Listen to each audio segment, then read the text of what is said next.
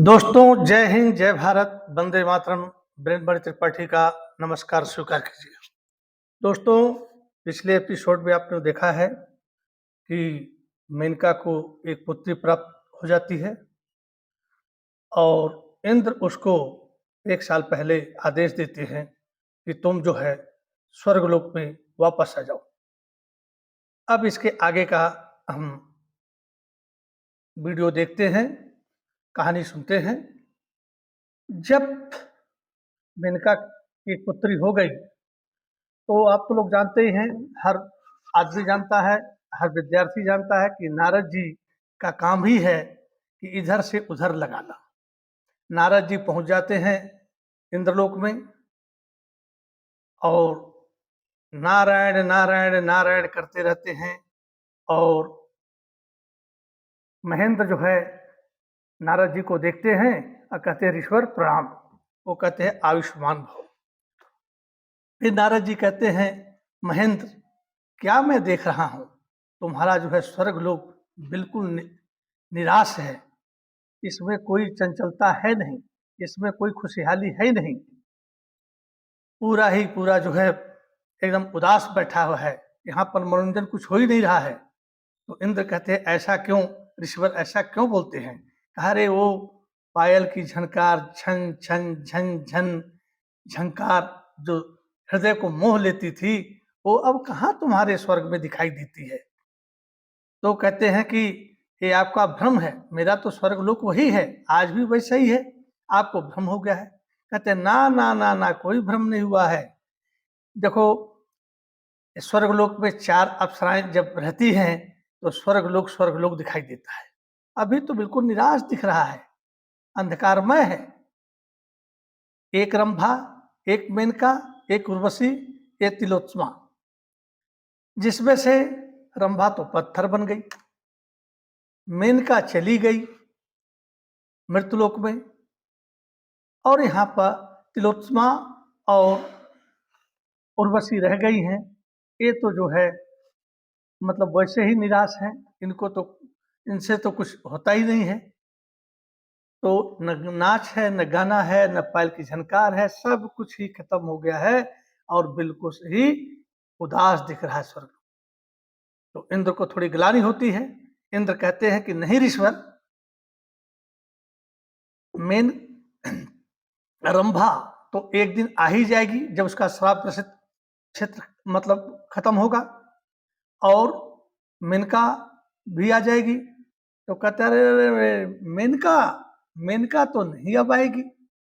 तुमने तो विश्वामित्र की तपस्या भंग करने के लिए भेजा था, उसको प्रेम पास में फंसाने के लिए भेजा था, और वहां जाकर के मृतलोक में विश्वामित्र के ही प्रेम में फंस गई। और यहां तक कैसे आए? जो उसकी एक पुत्री है, उसके मोह माया जाल में फंस गई है, उसका पालन पोषण करना है। तो आप बताइए कि कैसे वो आएगी? अब जो है इंद्र कहते हैं उसको एक पुत्री पैदा हुई है। बोला हाँ। कहा मैंने तो उसको आदेश दिया था कि स्वर्गलोक में आने के लिए। बोले आपने जो स्वर्गलोक में आने के लिए जो आदेश दिया था, 1 साल बीत गया, और 1 साल जो बीत गया, उसी 1 साल में विश्वामित्र से उसको एक पुत्री पैदा हो गई है, और अब ममतत्व के आगे वह मजबूर है, वह तो स्वर्ग नहीं आ सकती है। ये आपका महेंद्र भ्रम है। कहते हैं कि उसको आना ही पड़ेगा क्योंकि मैंने उसको आदेश दिया था।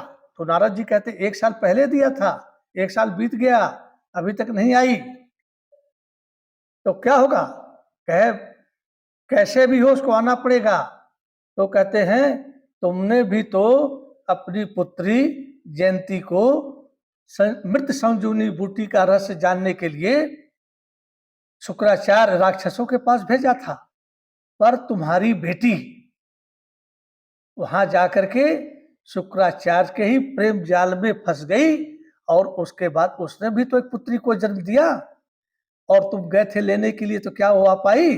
नहीं आ पाई। तुम्हारी पराजय हुई, तुम्हारे उद्देश्य का भी पराजय हुआ।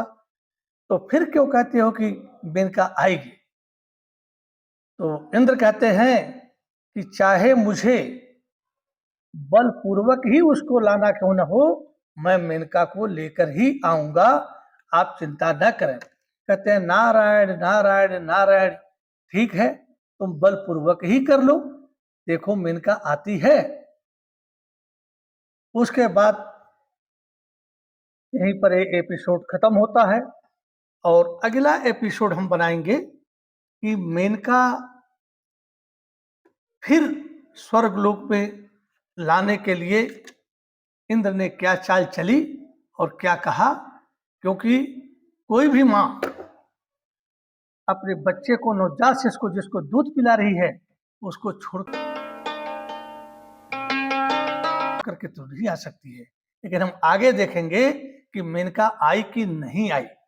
देखिए दोस्तों, बस थोड़ा सा है, हम लोग मृत्युदंडित लोक में हैं और ये लोक ऐसा है जहाँ सबको जाना है, ऊपर वाला रास्ता है, हम सब लोग उसके हाथ में हैं।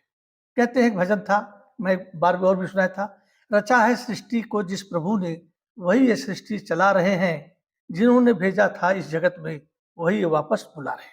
हम कुछ नहीं है, बस इतना ही है, ईमानदारी से एक मानवता की जो हमें ड्यूटी मिली है उसको करते रहिए, अच्छे काम करते रहिए, बाकी तो सबको निकलना है।